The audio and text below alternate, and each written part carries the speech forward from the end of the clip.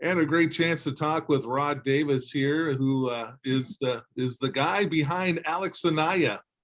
In the end, talking with Alex, of course, Rodney, he has told us all about you. But I wanted to go straight to the horse's mouth, so to speak, and find out the story about Alex and about how he became a jockey and ended up out here in the Seattle area of all places. Coming from a little place called Cimarron, Kansas. Do you remember how you kind of came about, Alex? I think, like I said earlier when I was talking to you, Paul, before we started this, that I don't remember for sure where it is because my memory, I'm getting kind of aged, but I've always asked all the kids I see around town that I know anything about horses. Sometimes even if they don't, I'm willing to teach, that because help is hard to find in the horse business. But I run across Alex, and he, being a Hispanic kid, a lot of them know a lot more coming up here and horse sense and stuff like that. And that helps a lot. But, I run across Alex. I told him, well, hey, if you'd like to ride some horses, come out to my barn and I'll teach you how. And the next day he was here and he never quit coming. I mean, every day I watched him wrestle and come to work. And, I'm sure glad he did. Me and my wife took him everywhere with us, just like we kind of basically adopted him, everywhere we went, he went. And sometimes he brought a buddy, and, I taught him everything I know about a horse, but Alex is a really, really smart kid. He knew about horses, but just the way he jumped into it, and he was a natural. He is a natural, and you can very well tell that by the way he rides. His hands. And you got to be fearless, right? And so before we get too far, let's talk about when he proved his fearlessness to us in that story you told me about your little car ride with him. I mean, that if that doesn't show fearlessness, I don't know what does. Yeah. Hey, me and my wife would go when we weren't hauling horses. We'd go like help my dad at the track run one. We haul in and haul out because it's 350 miles to any track we go to around here, which would be Denver or Grand Island, Nebraska, or Columbus, Nebraska, Lincoln, Nebraska, Oklahoma City. And we haul in and out. We go the day before, let them rest that day, and then run them the next day and come home. We have really good luck doing that. But long story short is I was tired that morning we started home, and I'd probably drove the first 150 miles. And I asked Alex if he knew how to drive. Oh, yeah. We had a little Honda 4-door at the time. It was kind of a little sporty thing. So I get in there, and we switched places, and he jumps right in there, buckled his old seat belt, and off down the road we go, 70 mile an hour, And I wasn't, him saying that he knew how to drive, I wasn't too worried about it. And he took off pretty good, and everything. And he was staying between the lines. So I just kind of closed my eyes, took me a little cat nap. Well, I don't know how far down the road we'd gotten, but all of a sudden I'm sliding forward in my seat. My knees are hitting the dash and the brakes are on really hard. And I woke up and I thought, oh, this is probably not going to be good. But Alex is over there, slammed on the brakes. The car ahead of us had stopped a little quicker than he was ready for, and he had never experienced nothing like that at 70 mile an hour for sure. He was 12 years old.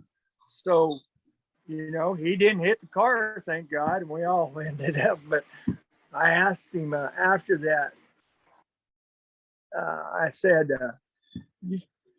I thought you knew how to drive. I was kind of smart aleck wise. And he goes, no, this is the first time I ever drove.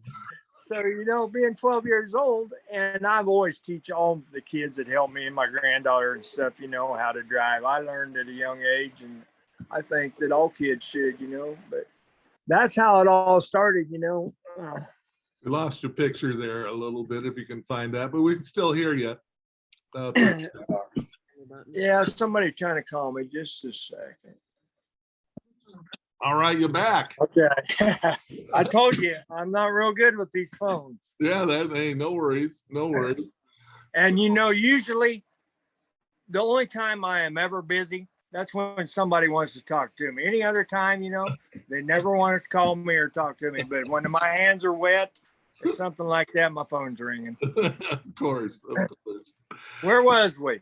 Well, we just got done with the car trip, and that's okay. So, what that experience really tell you about Alex, and how did your relationship with him continue to grow to the point that he did want to ride and he wanted to become a jockey, and that whole learning process for him? Yeah, let me tell you, my wife was with us that day too, and she wasn't very happy with me for even letting him drive after she found out that he didn't know how to drive. But you know, that's like I said, usually I don't go to sleep quite so fast. But here's my barn. Can you see it, Paul? Yeah. It's not very big. It was built in the 50s back then. The stalls were 50 or 10 by 10 stalls, you know. So I made some cutouts and give them some runs so they could get a little exercise. Notice the roof up here. I can reach and touch the roof. Well, that's right there. That teaches you how to get on your belly and ride right there. You don't get on a very big horse and come out of this barn and not learn how to get on your belly, you know. So you only hit your head on them rafters once in a day, and you know, after about 3 or 4 days in a row, you learn. You know, Alex, he is a great kid. And I mean, after that, he proved my track is over there. Can you see it crossed over out that door there? And we can see the door. Yeah. And then out there about 100 yards, that white fence over there there's a track right there. It's a little half-mile track. Well, we started putting him on horses, me and my dad. My dad helped a lot with Alex too. Alex just, you know, he was, like I said, he's a natural. I've seen some of the horses that his dad making him ride. For instance, one time his dad got him on a stud horse, and this stud horse, you know, Alex was scared, but he wasn't going to let his dad know that. So, I mean, and he was not scared to the point that he wasn't going to tell his dad no or nothing like that. I mean, he was all for the adventure. But I kind of talked him out of it that day because I didn't want to see him get hurt. But that's how fearless Alex is. You know, I've seen him take some spills out here on the track, knock the wind out of him, and he never got scared. You know, I told him it's going to happen. It's not win or anything like that, you know, but it's going to happen. So just plan on it. And you know, hit the ground and get right back up and not be scared that's what it takes to be a rider or a horseman, you know, of any kind. So what was it like to see him, you know, come out for the first time in silks and get on and ride a race? I bawled. I cried. I really did. I was so happy for him. Let me tell you this story though. Okay, here's what happens. He moves away. He went a race for my dad in Columbus, Nebraska. And when the first race he ever won, and when he crossed the finish wire, he come from behind like he always does. And when he crossed the finish wire, he kind of wove at the crowd and let them know that he's here. So it really made my dad upset. My dad told him, "Don't you ever do that again on one of my horses." You know, I thought it was very exciting, and I was kind of happy for him. Well, my dad was too, but he didn't like that, you know. So Alex, he moved away, okay, after we taught him all this, and he was just to the point that he'd made his first win and he was going to be a rider, you know. And he's a tall kid. I'm about the same height as him. He might be just an inch bigger. I'm 5'10". But I told him, "Son, you're always going to struggle with weight, you know, because you're so tall." But I said, "Here's the main thing, you know, back here when I was growing up, there was lots of drugs and lots of jockeys went that way. And I'd always preach to him, you know, you don't drink, don't do all them drugs. If you ever have to go to a drug to ride, I said, quit, because you're a hell of a hand on a horse and you can help me or anybody else that you rode for break and train, you know, teach them. And that's kind of how I did Alex. You know, I teach him. We battled it out on the racetrack over there, and he always wanted to get ahead of me, and he always wanted to beat me. You know, so that was fun and everything. But one day, me and him was working a horse going a half mile on my little half-mile track, and we're all get over to the backside, and he gets way out in front of me. Well, coming around by the gates and coming to the wire, I'm starting to catch him. I never did because, yeah, I weighed 30 more pounds than him, but I chewed his old butt. And I said, look, what was the point of that? And he goes, what, Rod? I said, getting so far on in the lead over there on the backside. I said, the finish wire is over here at this corner where we just finished, and I almost caught you. And from that point on, you know, he learned how to rate. And he learned what I was talking about all right there, because his horse was running out of gas and mine was gaining, you know. So it is just so amazing to see him ride. You know, one thing I always told him too is you will never beat me out of the gates. Never. And I come out of the gates. I rode horses too when I was a kid, and I fought the weight, but I just didn't know how to go about it the correct way, you know. And my dad had kind of always told me, you know, you don't need to get on them drugs or quit and stuff. So, well, I quit riding, but I ventured down the bad road for a while. But Alex, from that day forward, he learned how to sit on a horse, and he sit on one really good. You know, you can't win on the backside when the finish wire's over on it. You get your horse to relax. And I see all of that in Alex. He listened very well. And I mean, he took it all in, and then he figured out for himself what he could do and when he could do it, you know, on a horse. He's just a natural, like I said. Have you been able to keep up with him out here at Emerald Downs? Do you get on and watch him? Yes, I do. And, you know, every time I watch him, the hair stands up on my neck because, you know, it's a kid that I love. And like I said, he's just like my son. You can ask him about me.